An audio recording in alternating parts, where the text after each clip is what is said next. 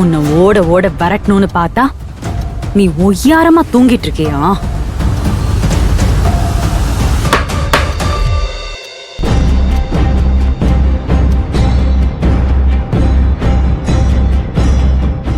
என்ன துளசி?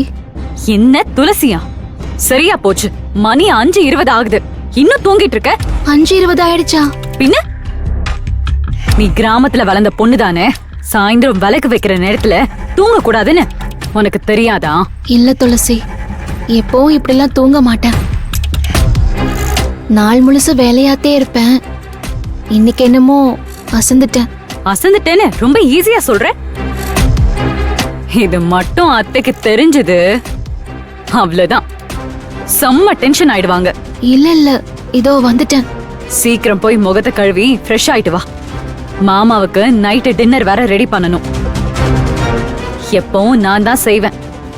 இப்பதான் நான் என்ன செஞ்சாலும் மாமாவுக்கு பிடிக்கலையே. அப்படி இருந்தாலும் நான் தான் செஞ்சு கொடுப்பேன். ஆனா நீ வந்ததுக்கு அப்புறம் நான் செய்ய முடியுமா? செய்ய முடியாதுல்ல. என்ன இருந்தாலும் முறைன்னு ஒண்ணு இருக்குல்ல, டக்குன்னு ரெடி ஆயிட்டு வந்து வேலைய பாரு. சரி, நீ போ, நான் வந்துடுறேன்.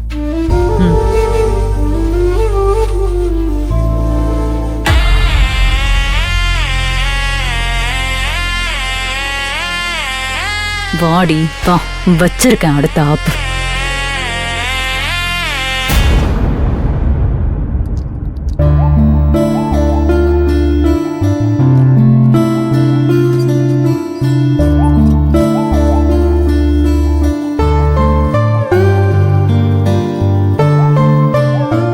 அத்தை, நைட்டு டிஃபனுக்கு சாப்பிட என்ன பண்றது? துளசி, தயவு செஞ்சு என்ன அத்தனை மட்டும் கூப்பிட வேணாம்னு சொல்லு. என்கிட்ட அவ பேச வேணாம். என்ன அத்தை, நைட்டு டின்னருக்கு என்ன செய்யணும் நீங்க தானே சொல்லணும். என் புள்ளைக்கு என் கையால இடியாப்பம் பாயா, இடியாப்பம் தேங்காய் பால், இடியாப்பம் குருமான்னு செஞ்சு கொடுப்பேன். இடியாப்பம்னா அவனுக்கு அவ்வளவு பிடிக்கும். இப்ப அவனுக்கு இடியாப்பமும் பிடிக்கல, என்னையும் சுத்தமா பிடிக்கல. தோசையும் கார சட்னியும் செய்ய சொல்லு. துளசி, என் புள்ள கூட இத்தனை நாளா பழகிட்டு இருக்காளே, அவளுக்கு தெரியுமா தெரியாதான்னு கேளு. என்ன அத்தை, என்ன தெரியுமா தெரியாதான்னு கேக்குறது? அன்புக்கு இந்த மிக்ஸில எல்லாத்தையும் ஒன்னா போட்டு நொங்கும் நுரையுமா அரைக்கிற சட்னி எல்லாம் பிடிக்காது. அவனுக்கு சட்னிய எப்பவும் அம்மியில அரைச்சாதான் பிடிக்கும். அதுவும் கார சட்னிய கண்டிப்பா அம்மியில தான் அரைக்கணும். இத்தனை நாள் நான் பார்த்து பார்த்து செஞ்சு கொடுத்துட்டு இருந்தேன். இனிமே நான் செய்ய மாட்டேன். இப்ப நான் எதுக்கு செய்யணும்?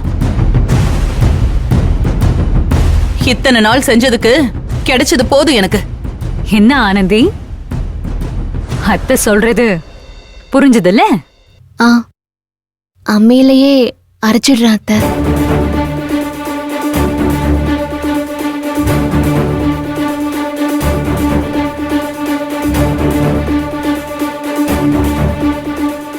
அத்தை, நீங்க இதை சாப்பிட்டுட்டே இருங்க, நான் வந்துடுறேன்.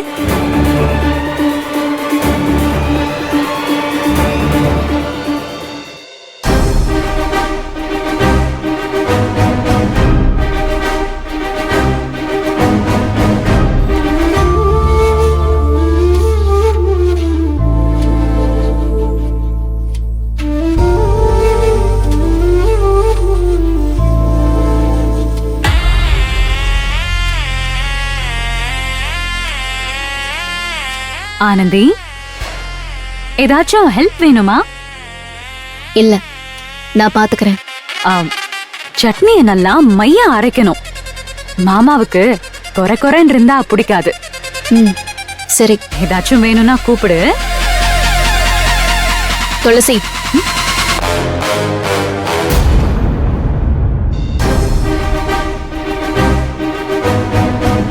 மோட்டார் ரிப்பேர் பண்ணியாச்சா? ஆனந்தி, மோட்டார் ரிப்பேர் பண்ண ஆள் இன்னும் வரல. நல்ல வேலை, நீ ட்ரம்ல நிறைச்ச தண்ணியை தான் யூஸ் பண்றோம். என்ன பிரச்சனைனே தெரியல. ஆனா பிளம்பரை வர சொன்னாங்க அத்தை, அவரும் வரல. மொட்டை மாடியில வால்வை திறக்க அவர்லாம் எதுக்கு? மொட்டை மாடியில வால்வை திறந்து விட்டா தண்ணி தானா வரப்போகுது. புரியலல்ல?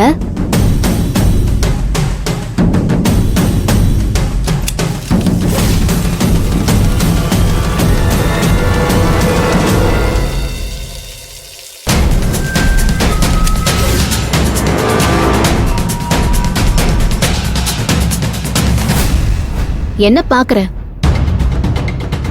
மேல நீ மூடி விட்ட வால்வ நான் திறந்து விட்டுட்டேன். இப்படி ஒரு வேலையை பாக்குறதுக்கு பதிலா நேரா என்கிட்டயே வந்து தண்ணி இறைக்க சொல்லியிருந்தா நானே செஞ்சிருப்பேன். முகத்துக்கு முன்னாடி நல்லவ மாதிரி பேசிட்டு முதுகுல குத்துற வேலையெல்லாம் வச்சுக்காத. ரொம்ப நாளைக்கு காலத்தை ஓட்ட முடியாது சொல்லிட்டேன். என்னைக்குனாலும் மாட்டிக்குவேன். அப்போ எல்லாமே என் பிளான் தானே, கண்டுபிடிச்சிட்ட.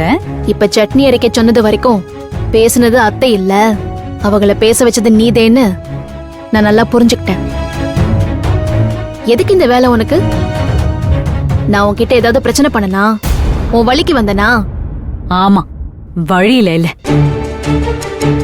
வாழ்க்கையிலேயே குறுக்க வந்துட்ட.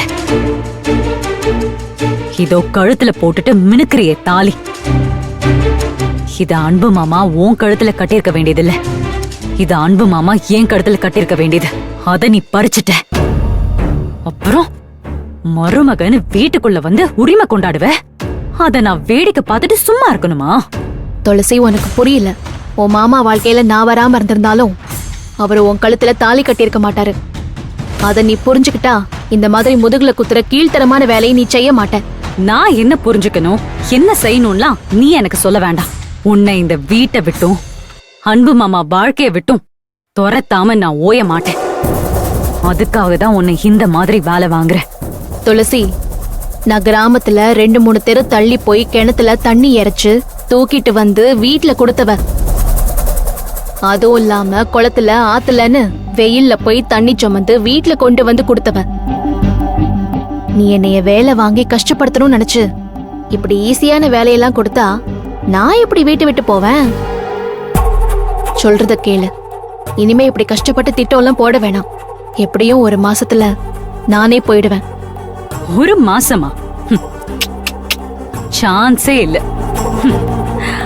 1 மாசம்லாம் இந்த வீட்ல இருக்கலான்னு கனவு கூட காணாத. ஒரே வாரம் தான். 1 வாரத்துல உன்னை இந்த வீட்டை விட்டு தலை தெறிக்க ஓட வைப்பேன். புரியுதா? ஓவரா பேசாம ஒழுங்கா போய் தோசைக்கு சட்னி ஆறு போ.